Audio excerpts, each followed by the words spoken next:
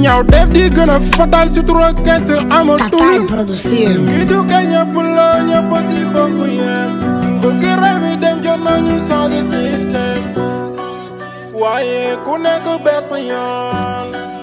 baaxul ku nekk ber sa yoon du baax du ndaw du mag du meer fi ñëppay plané ñun ñëppay plané fi réew mi tollu ni war nañu weesu nekk di plané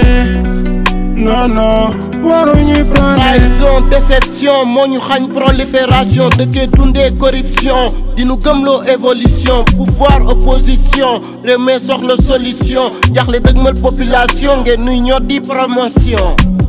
am di gën a bari badoo la gën a sonn fi dafa mel ni social la tumuranke du baax du ndaw du mag du meer fi ñëppay plané ñun ñëppay plané fi réew mi tollu ni war nañu weesu nekk di plané non waruñuy plané du ki du kay ñëpp la ñëpp si bokk yem bu ki rey mi dem jot nañu changer système